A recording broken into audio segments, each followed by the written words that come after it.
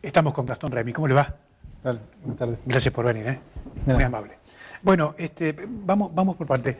¿Cómo está viendo el descuento a los docentes que ha generado polémica en estas últimas horas? ¿Me lo puede explicar técnicamente? Mira, es un gran tema que implica que mucha gente que está con conocimiento del tema le cuesta muchísimo entenderlo. Claro. Desde las autoridades mismas, que siempre dan un mensaje tranquilizador, hasta el propio docente, porque es un salario que está compuesto por muchos ítems, mucho negro y sumas que algunas contribuyen, otras no. Pero en líneas generales yo entiendo que hay dos cosas. Una es que el gobierno provincial dio 2.000 pesos a cuenta de la paritaria nacional, que se restableció con el cambio de gobierno a fin del año pasado. Eso fue 2.000 pesos en febrero que se cobraron en marzo. Luego el gobierno nacional fijó una paritaria de 1.210 pesos. A partir de que queda esa paritaria, el gobierno provincial retira esos 2.000 pesos para el sueldo de marzo que se cobró ahora en abril. Entonces ahí ya se genera una primera diferencia de casi 800 pesos, ¿sí?, entre lo que era una propuesta provincial y finalmente la paritaria nacional. Y el otro ítem, entiendo que generó también bastante problema, es el de estar frente alumno, que es una pequeña suma que se cobra, que se liquida del 15 al 15 de cada mes y se paga a mes vencido. Entonces los que fue 15 de febrero a 15 de marzo, bueno, ahí se está cobrando recién con el sueldo ahora de abril. Y bueno, hubo una modificatoria ahí de las fechas, porque antes se hacía hasta el 25, bueno, ahora se hizo del 15 al 15, y una parte de febrero, pese a que los docentes nos reincorporamos a las escuelas a mediados de febrero, no obstante ello no se está pagando una parte de febrero, pero que se está cobrando recién ahora. Y eso el año pasado no era así, insisto, se hacía hasta el 25 del mes y ahora es de 15 al 15. Bueno, está esa diferencia que se vio reflejado eso más los 800 pesos y en gran medida explica, bueno, que muchos docentes y maestras sobre todo fueron a buscar el sueldo en el cajero y encontraron... Y ahora, ¿y esto cómo se resuelve, digamos? Bueno, la parte de esto es una cosa técnica que modificaron, lo del ítem aula que se llama, y lo demás es una paritaria que está por verse cómo continúa. En el plano nacional es hasta julio, esos 1.210 pesos, y en el plano provincial, el fin de semana, el gobernador, más bien a los gremios del sector público, les dijo que por ahora no hay novedades de ningún aumento. De ningún aumento. Claro, sabemos que hay un problema agudo en que los salarios el año pasado perdieron frente a la inflación nuevamente, y en lo que va del año, bueno, vamos a ver en el mes, esta semana se van a dar los datos de inflación provincial y nacional, vamos a ver, según distintos analistas, un rebrote de la inflación del mes de marzo, que bueno, va a volver a pegar con esta desactualización de salarios, ¿no? Ahora, pero en definitiva, digamos, el docente no tiene la plata en el bolsillo. El docente recibe menos y después, bueno, como la mayoría de los trabajadores pierde en poder adquisitivo porque los precios suben más que los salarios. Bueno, mientras tanto, el señor Morales en su aparición pública de todos los días, en el marco del COE, habló de no mediar novedades respecto de la curva de los contagios, está pensando en poner en marcha un programa económico. ¿Tiene margen de maniobra, señor Morales, para idear un programa económico? Bueno, como vos lo decís, tan general el título que, bueno, ahí puede entrar de todo. Hasta ahora él venía diciendo que el programa económico era el programa nacional. O sea, no había un programa provincial. Ahora hizo este anticipo. Bueno, pero él no es un delegado del Poder Ejecutivo Nacional, es un gobernador. No, claro. Autónomo, digamos. Sí. Lo que entiendo es que considerando el contexto más estructural histórico de la enorme dependencia financiera del Estado de Jujuy respecto de la nación, después las medidas que se tomaron a nivel nacional para asistir a empresas con dificultades para pagar salarios, o el bono para aquellas personas desocupadas o quedaron sin ingresos, que se estarían empezando a cobrar las próximas semanas, bueno, todo eso es lo que él dijo, es lo mismo para la provincia. Si hay margen o no, me parece a mí que sabemos que el margen depende de lo que diga Nación. O sea, Nación ha dispuesto más de 20.000 millones de pesos para enviar a las provincias este mes.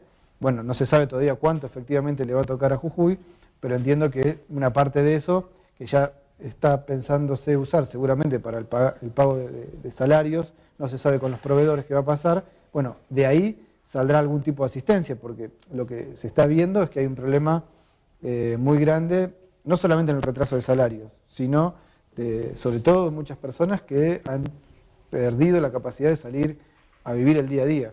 Entonces, ese sector, el changarín, el vendedor ambulante, que por la cuarentena no puede, y si no recibe los 10.000 de Nación, porque por X motivos no se lo asignan, bueno, yo veo que por ahí puede venir algún tipo de asistencia, o será algo más de bolsones, o subir algo de la tarjeta alimentaria, que ya sabemos que es muy bajo el monto, pero no veo que haya un gran margen para asistir realmente a la necesidad que se ha creado en estas 3 semanas, o un poco más de parálisis producto de la cuarentena, ¿no? Usted sabe que recién lo escuchaba el dirigente radical de Tucumán, el señor Cano, haciendo referencia a la necesidad imperiosa, urgente, indispensable de ajustar los controles sobre los recursos en materia de financiamiento que está ofreciendo el gobierno nacional a las provincias. ¿Usted ve que en la provincia de Jujuy es necesario poner en marcha esto para saber dónde o con qué criterios se van a utilizar estos fondos? Creo que superan los 700 millones de pesos que ha recibido la provincia de Jujuy ya. Bueno, debería ser... Esto es importante. Usted como economista, ¿es indispensable esto o no? Sí, absolutamente. Te cuento, nosotros estamos preparando un proyecto para el Congreso de la Nación que implica una serie de impuestos para sectores de alta concentración económica y riquezas, sobre todo.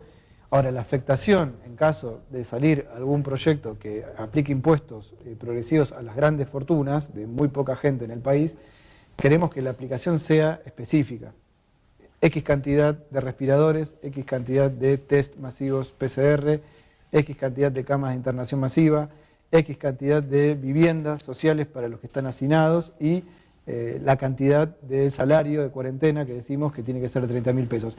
Si el Jujuy va a recibir más plata, debería tener una asignación específica, el mismo criterio. No puede ser, bueno, se da más fondos o se amplía por que se aplique impuestos a los ricos y eso queda a merced de la decisión del gobernador de turno de hacer lo que quiere con el dinero. No, tiene que ser, como es una situación excepcional y hay un problema sanitario muy agudo, pero también económico sobre los más vulnerables, las partidas tienen que tener un destino claro, específico y tiene que haber un control público sobre esos fondos, ¿no?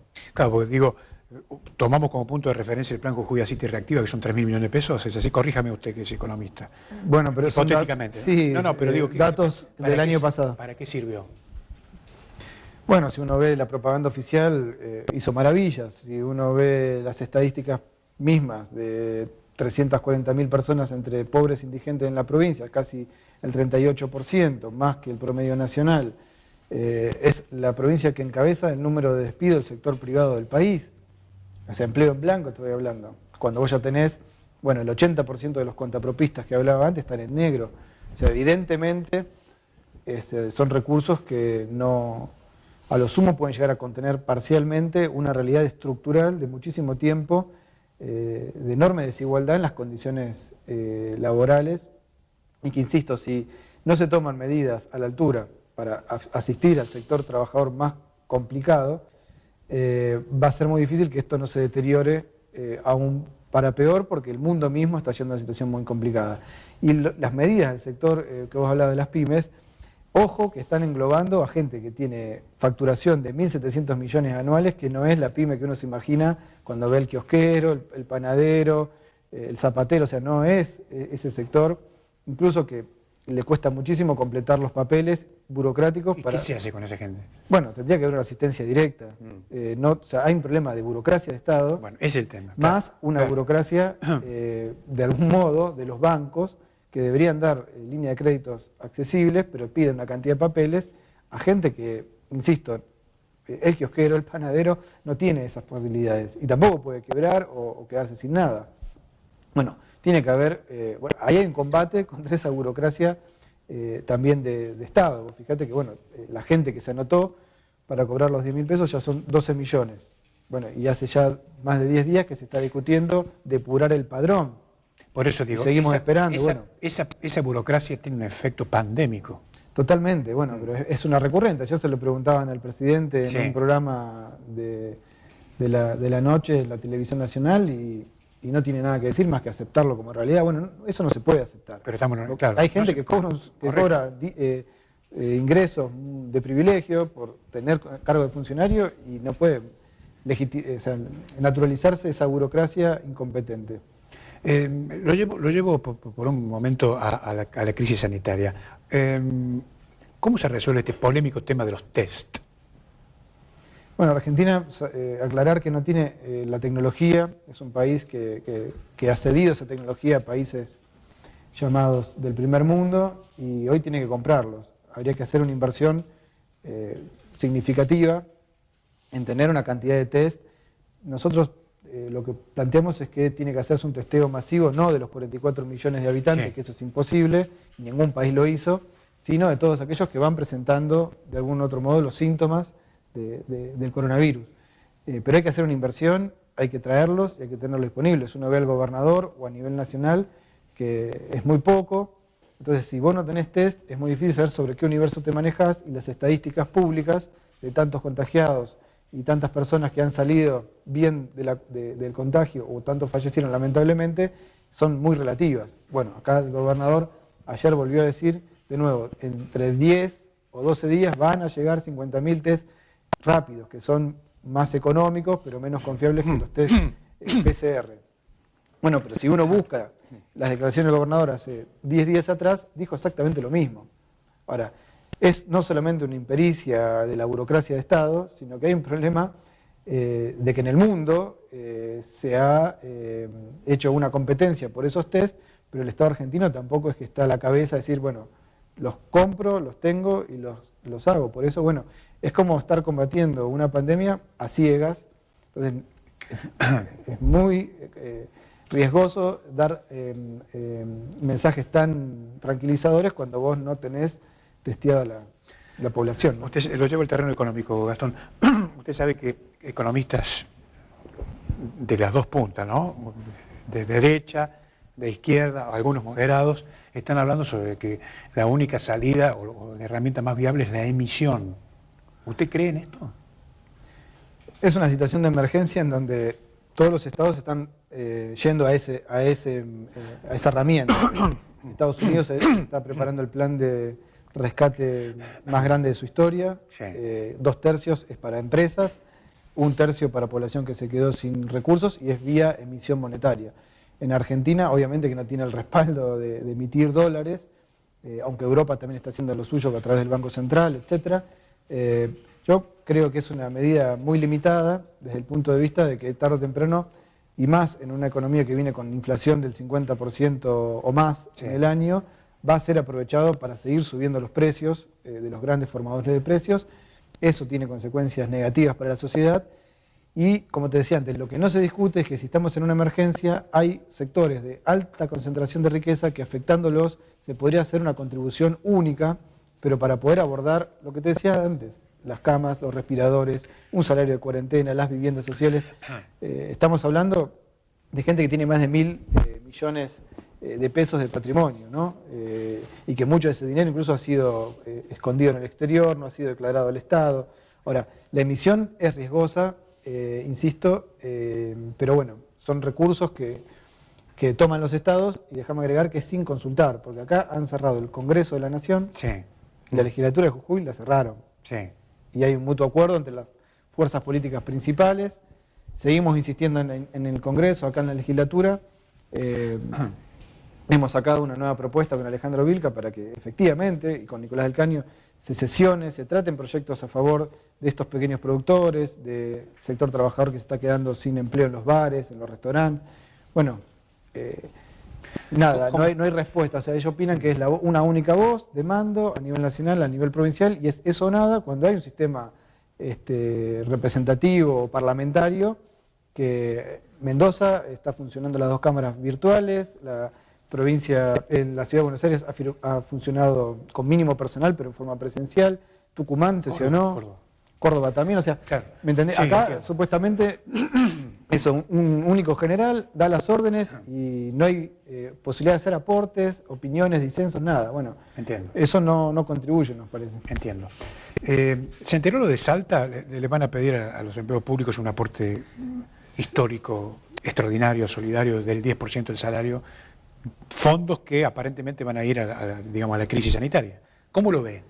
En realidad, Sáenz lo dijo anoche Sí. y anoche mismo, a través de la cuenta de Twitter, estuve viendo, se retractó diciendo que es voluntario. No es, Voluntario. Claro, Voluntario, correcto. No es algo, bueno, si es una acción voluntaria, debería comenzar por el propio gobernador, que tiene una diferencia de ingresos abismal respecto de un municipal o de una docente. Entiendo. Después está en el criterio de cada uno, pero yo creo que el pueblo trabajador viene haciendo un esfuerzo enorme, desde los de la salud, que le están poniendo el cuerpo y con la posibilidad de enfermarse.